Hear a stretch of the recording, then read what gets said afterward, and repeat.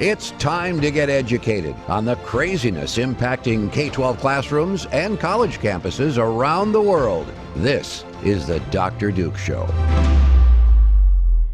Hello, one and all, and welcome to the Dr. Duke Show. Before we get started, press that little share button so we can share our show with more people. Today we start in crazy California, where two teachers are facing big legal problems after allegedly convincing an 11-year-old girl she was a boy during a school after-school club and told her to keep it all a secret from her parents. This is even more insidious than it sounds. You have two faculty members of this school who took it on themselves who appointed themselves, without even necessarily consulting their own administration, to aggressively recruit young children to this LGBTQ club. And then once they were part of this, bullying them, quite literally bullying these young children into appropriating a transgender identity. And this is happening, or I guess happened, then it's part of the Spreckles Union School District, of course, at Buena Vista Middle School. And the teachers we're talking about are Lori Caldera and Kelly Baraki. They're the ones who are so proud of this little club that they have or had, and then that they had planted the seed, with these children, all of them, to convince, and in this case, specifically Conan's daughter, to believe that she was bisexual. And then, of course, that wasn't enough for them. You can't just be bisexual. If you're in 6th grade, you must also then believe, you want to be a boy. So that's what they did. And so again, Center for American Liberty, representing the mom, Jessica Conan, they stated that teachers encouraged Jessica Conan's daughter to change her name to a boy's name as an expression of her new identity, and specifically instructed her not to tell her mother about her new identity because her mother couldn't be trusted, as it says. Then they gave her articles and required her to read them on how to hide her transgenderism from her mother. Still without Jessica's knowledge, teachers and administrators created a gender support plan instructing faculty to refer to her daughter by a new name, male pronouns, and to let her use the unisex teacher's restroom. So isn't that what we call grooming? Kind of bringing them that's in? A great point. It is grooming. Is that and you're bringing them into the adult unisex teacher's restroom? Exactly. And if you go back and take a look at our teachers there, it's a pretty interesting bunch. Let me go one step further. This is what I would call trans creep, not creepy trans. We all know that it's creepy. This is trans creep. And let me ask you a question. How close are we to any homosexual child? You got a boy who's sexually attracted to other boys. At what point does that by default becomes transgender, right? Doesn't that make him a woman ultimately for being attracted to a boy? That's kind of what's happened here. This young student was bullied into to consider herself bisexual. So right there is a young woman now who has been taught to believe that she's attracted both to girls and to boys. At which point, being a girl, being attracted to other girls, these two hotshot recruiters decided, go the full Monty here and become an actual woman.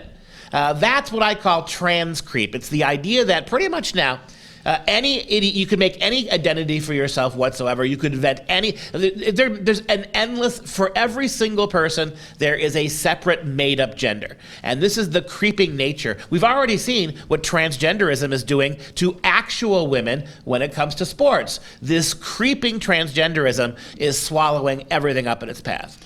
And so when you have teachers like the two that we have in this instance, you can see how proud they are of themselves. And it was interesting because Lori Caldera there on the left actually was in a different report that Abigail Schreier had done. She's the author of best-selling book Irreversible Damage. And she revealed, Caldera basically said exactly kind of what she's doing. So Schreier uncovered this, and it was a late October meeting at a conference of California's largest teachers union, the CTA, the California Teachers Association. This is where Caldera basically was so proud of herself and said, I'm the teacher who runs our morning announcements. That's another type of strategy I can give you.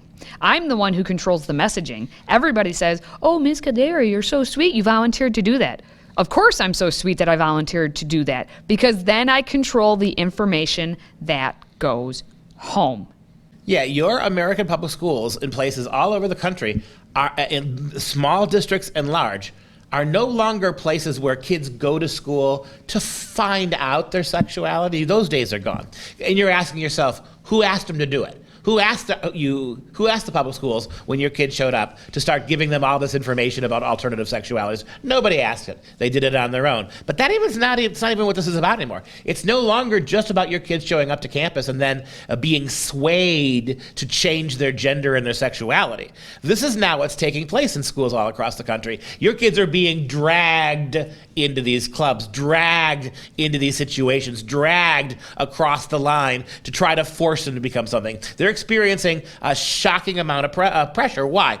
Because these maverick teachers, right, who believe categorically that there's no such thing as male and female, that all kids are being repressed by Christianity and their parents' backwards view of biology. This is, for many of these teachers and administrators, the purpose of why they're in the schools. Not to convert, to simply take your children and transform them in the name of this new ideology. It's all 100% ideological. It has nothing to do with any concern for your actual kids.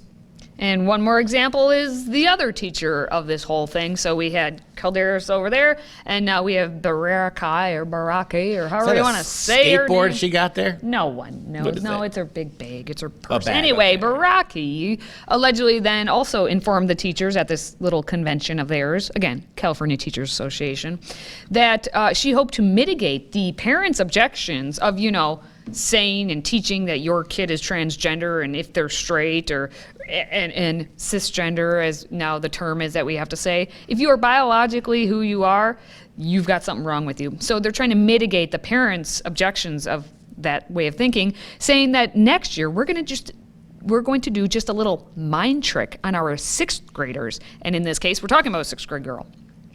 They were last to go through this presentation, and the gender stuff was the last thing we talked about. So next year, they're going to go first with this presentation, and the gender stuff will be the first thing that they're about. So hopefully to mitigate, these kinds of responses, right?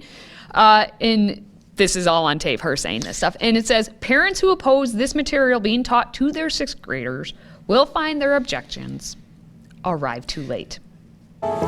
With all the censorship taking place on social media platforms, we've made it easy to keep up with your favorite content.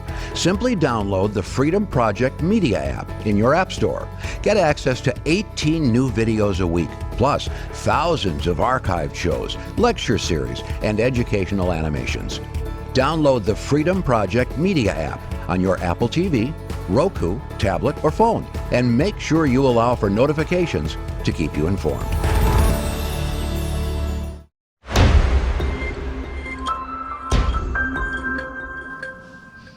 Why leave California when you can just change counties? And this time we're going to go to LA County, where we have a judge who ordered a transgender woman, so a man, named Hannah Tubbs to serve 2 years in a juvenile facility after Tubbs pleaded guilty to sexually assaulting a 10-year-old girl back in 2014 when he was just 2 weeks prior to turning 18 years old. And I'll get to why 2014, and we're just getting to it now. Yeah. So we have a man who identifies as a woman who sexually assaulted a little girl and is going to now serve 2 years in a female juvenile facility. Yeah, show that picture again. There's your transgender woman. Now, look, I can't, other than being a creep who belongs to spend a lot of time in jail for sexually harassing and molesting little girls, notice the gambit here. There's nothing even remotely feminine about this guy. He is not a woman. Yet he identifies as a woman. That's Hannah. Can't you just see that? The beard, that's Hannah right there. That's Hannah Tubbs. And so now, because of the ridiculous laws in California that are coming to states, to your state next, where whatever the sex offender identifies, whatever gender they identify, they get to basically pick which kind of jail they're going to go to. Now you take a look one more time at Hannah, right? Hannah there is going to spend his time in prison in a women's facility.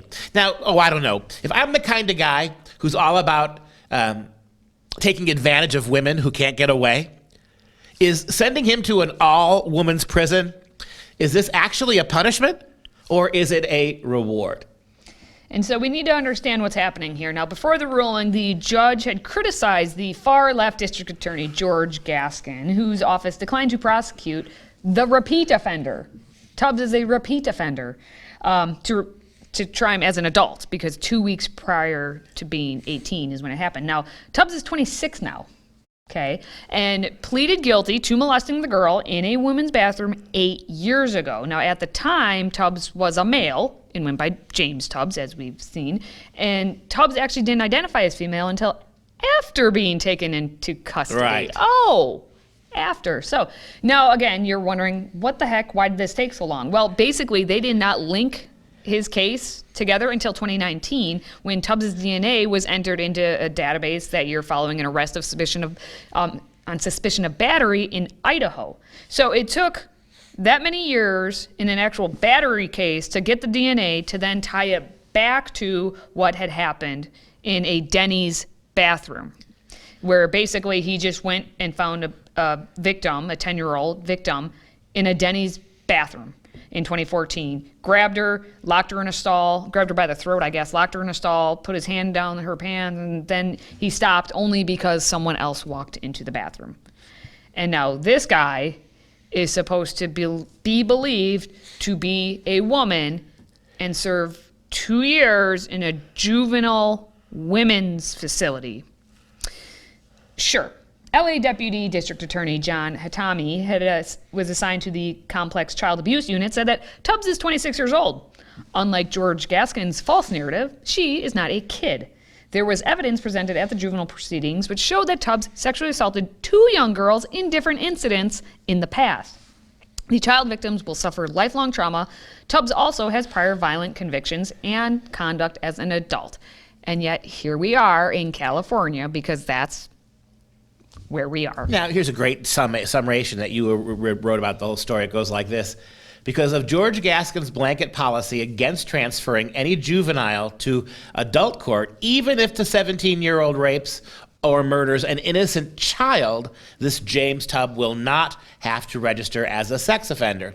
He will not spend any time in a county or state prison. He will be 26 and housed with juveniles for a very short period of time and will be released with no probation or parole monitoring. The victims will get no justice. The public will get no safety. That's the summation by the lawyer Hatami. I would also say, take a look at that picture again. This is the newest fad for women. Guys, are you ready? What really turns on men about women? It's the neckbeard. Today's show is sponsored by our friends at MyPillow. Save up to 66% on all items at MyPillow.com when you use the code Dr. Duke. That's DRDUKE. Support this show by supporting a great American company.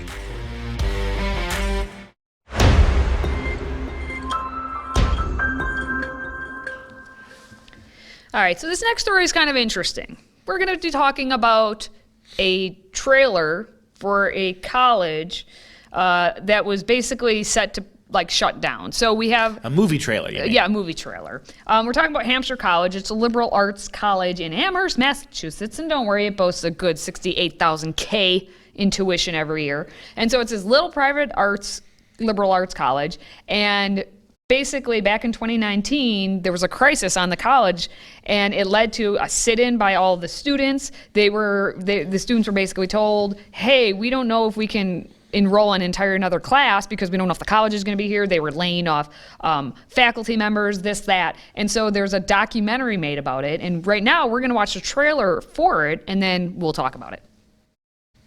Life isn't about convenience, it's about friction. None of us get out of here alive. My entire life was flipped upside down. It left us with no choice but to make that decision. Students at Hampshire College have entered the 41st day of a sitting in the president's office, protesting what they fear may be the future closing of their school. I am thrilled to be your president. She and her are my pronouns. Suddenly the email comes out that says, we may not enroll the fall 2019 class. That's only when you are not planning to stay open. The college announced that it was going to be laying off staff members. No severance, no anything. There won't be any dining hall. There won't be dorms. Is this a joke? Did someone hack Hampshire's website? Frankly, I'm wondering if you were hired to close the school. Let's hold a crazy that we thought we didn't need to. She picked the wrong college to mess with because Hampshire is designed for protest. School!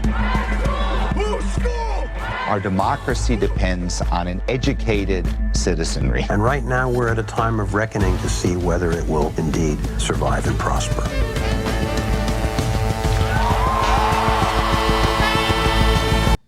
Woo! Now, as you saw, it's called The Unmaking of a College. And part of the reason that this is actually being made and done is because the director is Amy Goldstein, who is actually an alum, so she has investment in it. And you may have recognized that very first face. That was Ken Burns. He's one of the other, basically two famous alums from that little college. It's interesting when I first saw this. I'm like, oh, a college getting shut down. Part of me is like, good, it should be shut down. And part of me is like, the simple fact that we're having to, protest and do sit-ins at university instead of actually all going to class and learning something of value. It's reminiscent basically of the 60s. I mean, of the mid 60s. They're not special by any means by having to have protests on their campus. It's just a matter of that they're protesting for the college trying to stay open. Look, these are the kind of colleges that have to go. The bottom line is college is oversold. Number one, many of the kids who go because they have to or they have social pressure to go. They don't need it. Number one. Number two, Americans are having far less children, far fewer kids. The next generation's coming up. All these colleges and there's just no way you're going to be able to keep them all. Number two, and number three.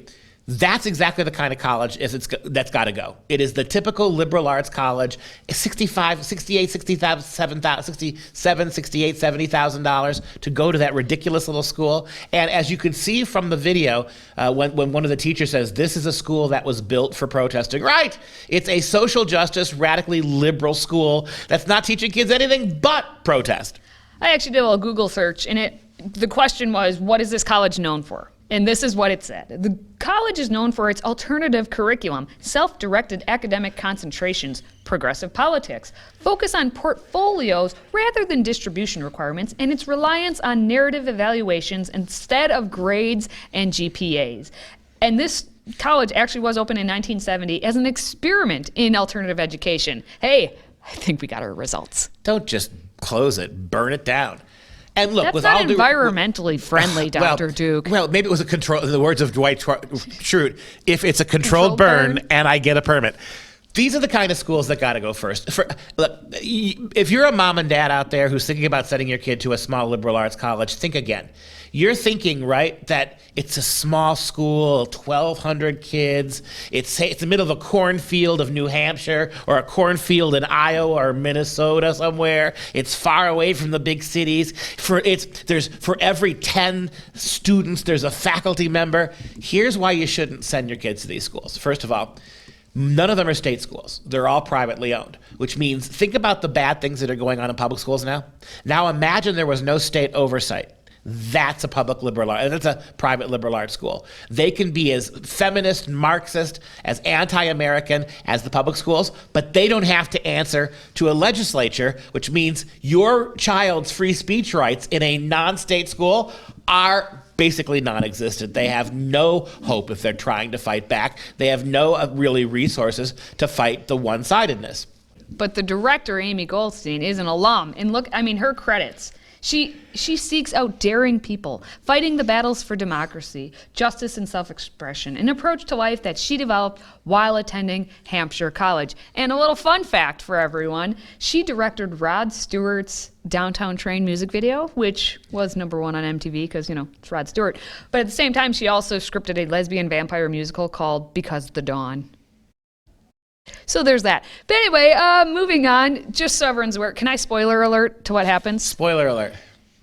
At the end of this documentary, I would assume then they're going to give the results. Well, on May 23rd, 2020, Hampshire College, the faculty had ratified a negotiated agreement, so the doors are going to stay open. Their working conditions will be protected. They will avoid the faculty layoffs, and you can keep wasting your money.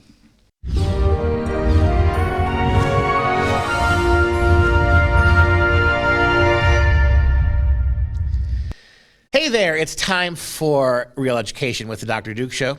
And we like to do Real Education on our Instant Classic segment, which is this. And we're talking about all this warped love, all these warped emotions this week. It's a week full of, let's just call this derelict week, because we're talking about all these goofy left-wing ideas, twisted and depraved. But there's still some hope out there, because if we go back to a curriculum that is steeped in Western culture, you will find that there are some things worth studying. We're inside a week away from Valentine's Day, and we decided we're going to take a look at some sonnets, the love poems down through history to honor Valentine's Day. Our sonnet today is Sonnet 130 from the great William Shakespeare himself.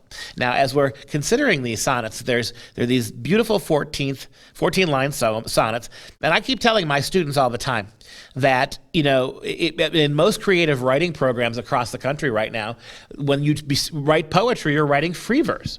You're writing poetry that has no form, no meter necessarily, no organization, no frame. It's like texting in a box, right? It's meaningless.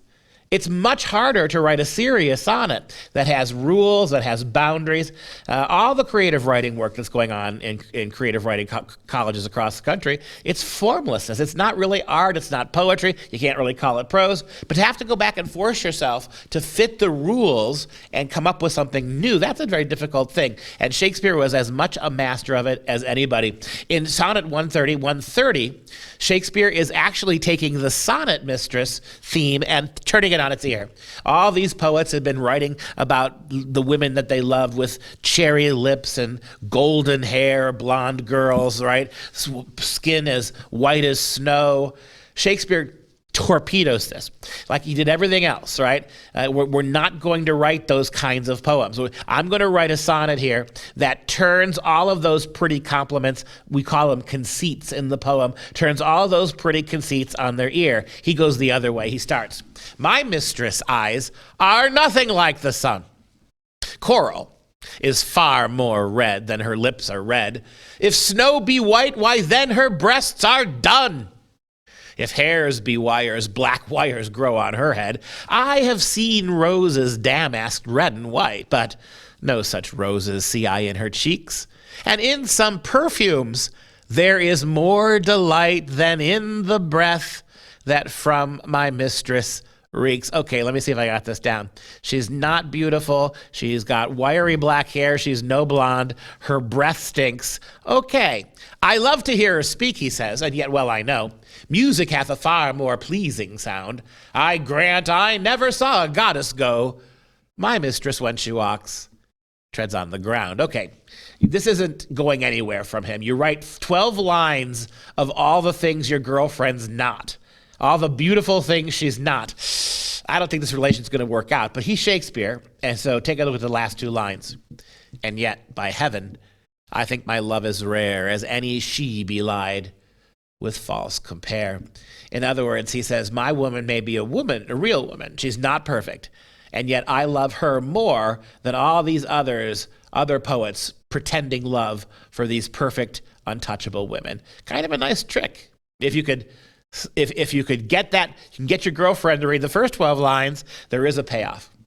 If you have a question for Dr. Duke and Katie, please send it our way by emailing askduke@fpeusa.org. And that wraps up this show for Freedom Project. I'm Katie. He's Dr. Duke. Until next time, stay educated, my friends.